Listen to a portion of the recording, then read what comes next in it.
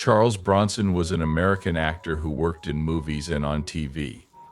He was best known for playing tough guys.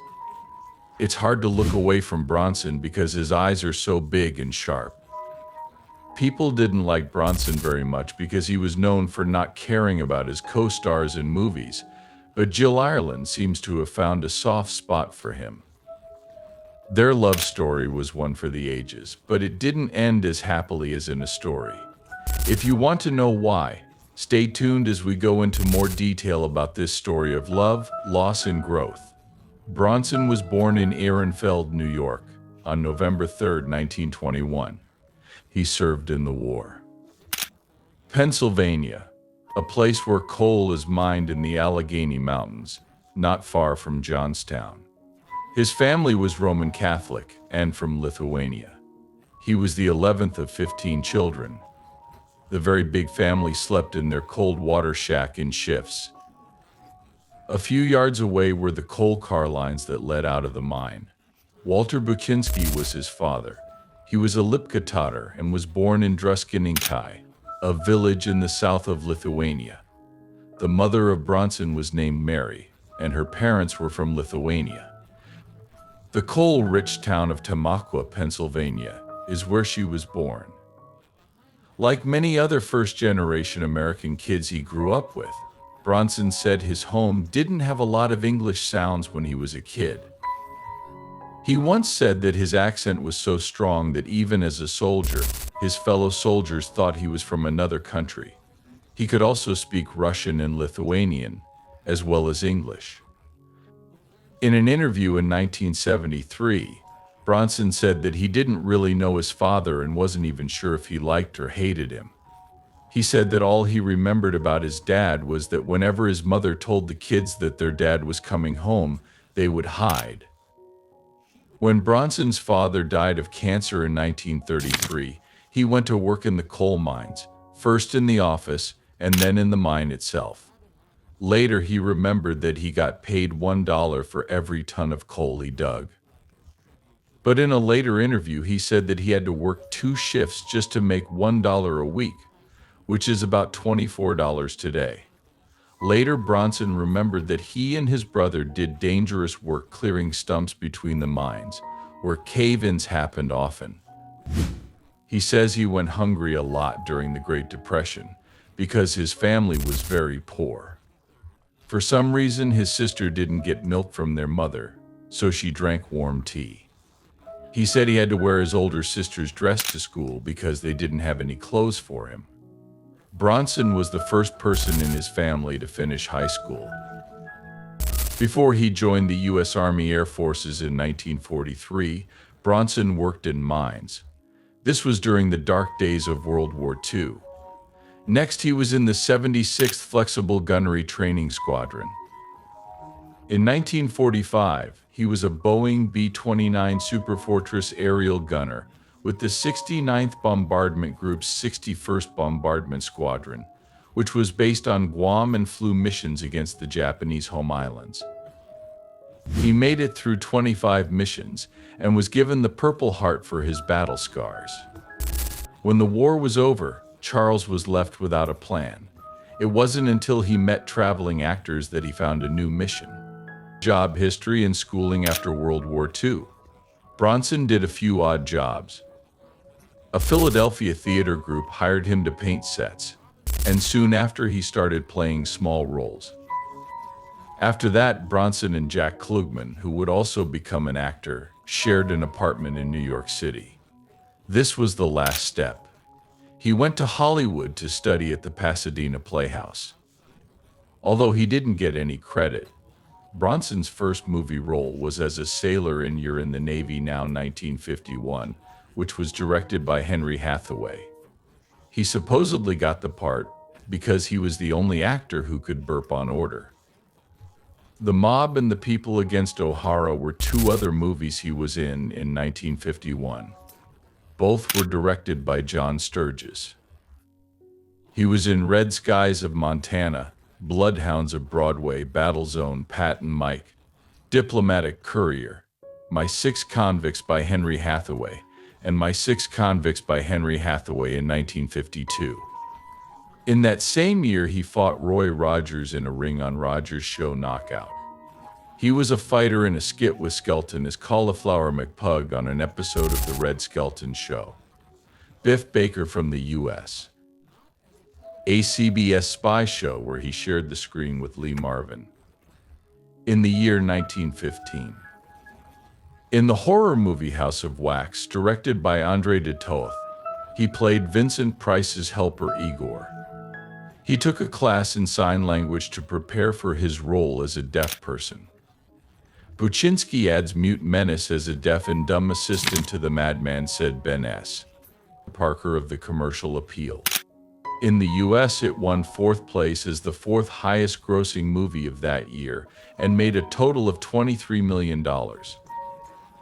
The House of Wax was added to the National Film Registry by the Library of Congress in 2014 so that it could be kept forever.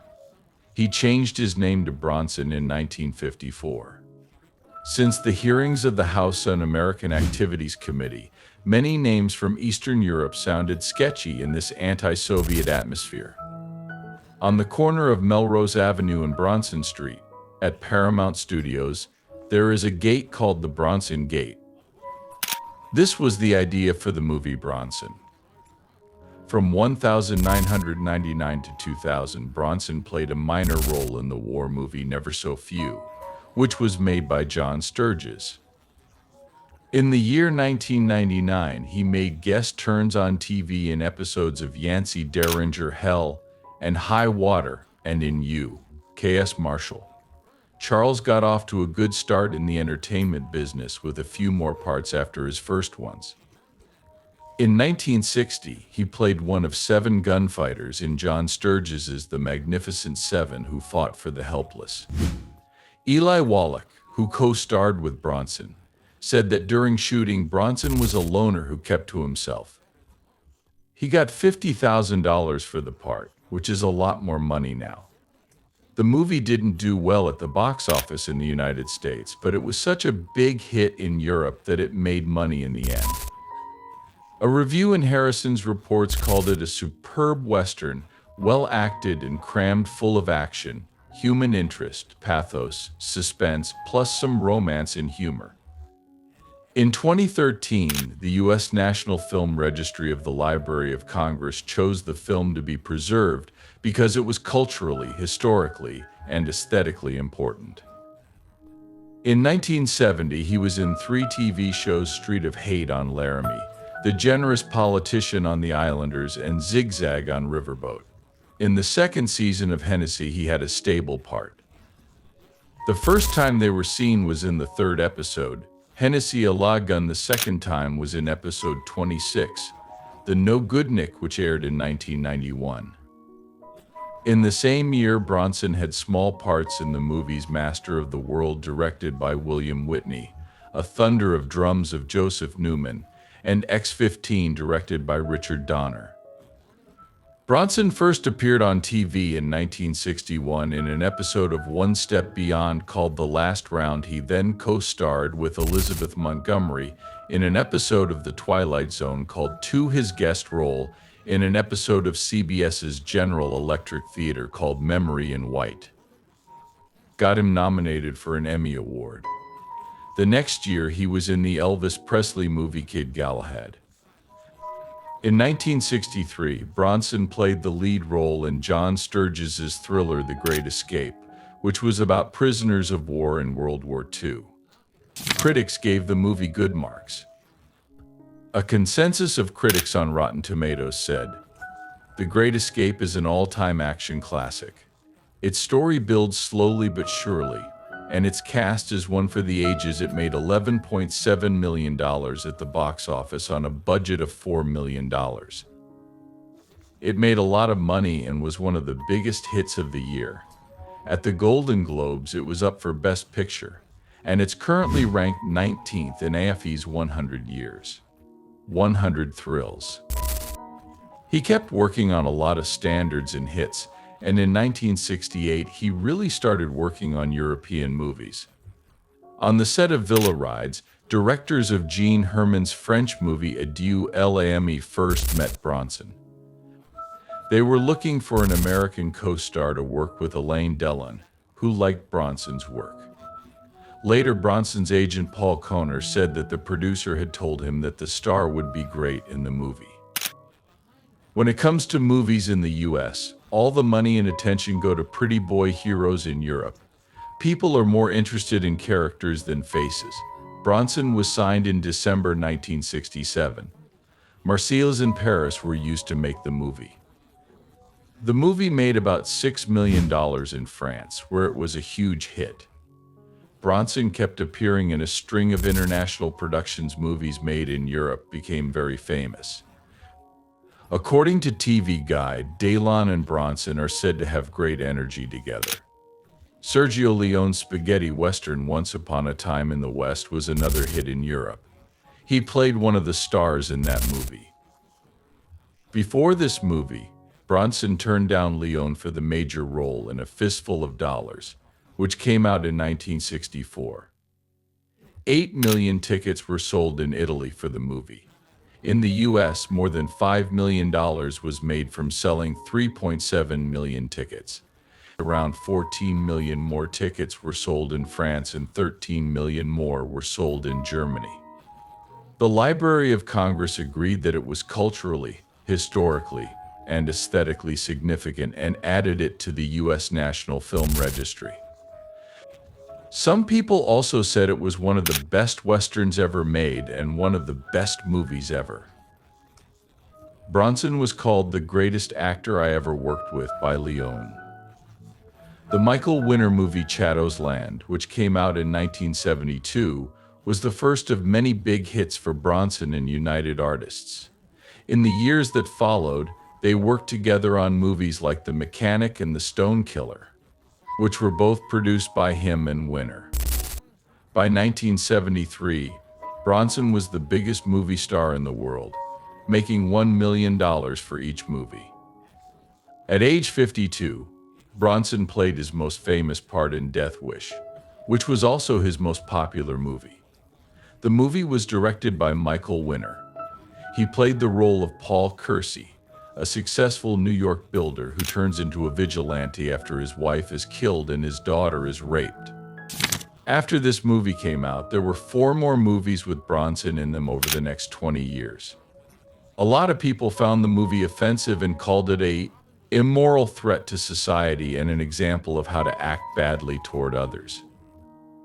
But that year, it made $22 million, making it the 21st highest-grossing movie in the U.S. Charles Bronson became famous in action movies, and he kept working in those genres over the years.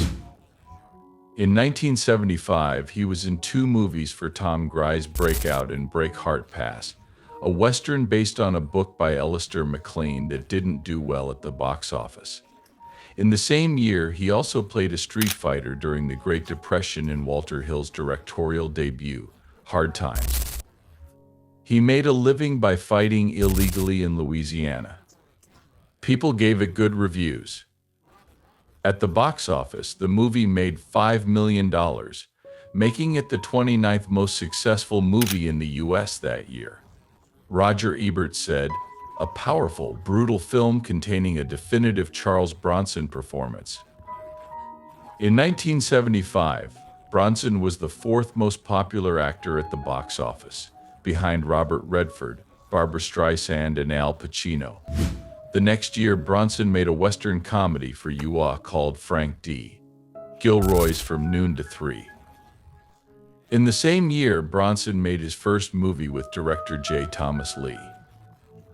Bronson played Dan Shamron in Irvin Kershner's Raid on Entebbe in 1997. The TV movie on NBC was based on a real story about the Entebbe raid and got mostly good reviews at first. It was turned into a movie in early 1977 and quickly became popular in the UK and other parts of Europe. The movie tried to make the most of the great group cast. It was named Best Television Movie at the Golden Globes. The show was also up for Outstanding Special Drama or Comedy at the Emmy Awards. It won and was nominated for other awards as well. Again that same year, he was in The White Buffalo with Thompson, which was directed by Dino De Laurentiis and filmed at the UAE. We'll also put out Telecon that same year. It was directed by Don Siegel. Finally, in 1977, Bronson became known as the star of the movie Raise the Titanic. He was in the movie, but not in the movie itself. Bronson turned down Ingmar Bergman's offer to work with him on a movie in the 1970s, saying that Bergman's movies are dull. Everything is weakness and sickness with Bergman, he stated. Bruce Bronson tried out for the part of Superman in the 1978 movie version, but director Ilya Salkind passed him over because he looked too ordinary. Christopher Reeve was given the part instead. Capricorn 1 was another major role he was said to be interested in for a 1978 movie. He was tried out to play Snake Plissken in the 1981 movie Escape from New York. But director John Carpenter thought he was too old and tough-looking for the part. He chose Kurt Russell instead. Brother Bronson was in two. Love and Bullets and Borderline are movies that ITC has made. In Capablanco, he met up with Thompson again. Bronson works with Lee Marvin in Peter Hunt's 1981 action movie Death Hunt. It's a made-up story about how the Royal Canadian Mounted Police chased a man named Albert Johnson, who was played by Bronson. As Vincent Canby wrote in his review for the New York Times, he saw that two old pros were at work. Mr. Bronson and Mr. Marvin have made so many of these kinds of movies that they can each make up a character out of thin air. The movie made $5 million in ticket sales in the U.S. from 1976 to 1994. Many movies made by smaller companies like Cannon Films paid Bronson a lot of money to be in them. Some of his last movies were made for that company.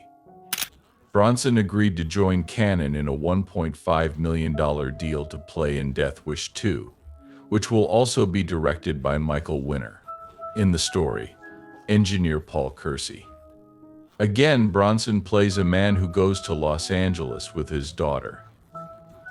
After being killed by several gang members, Kersey turns into an outlaw once more. Cannon Films hired Bronson right away for 10 to Midnight, in which he played a police officer on the hunt for a serial killer. The movie is their fourth work together. James Bronson and director J. Thomas Lee. They were chosen by ITC Entertainment to be in the movie The Evil That Men Do. For Death Wish 3, Cannon Films brought Bronson and Winner back together.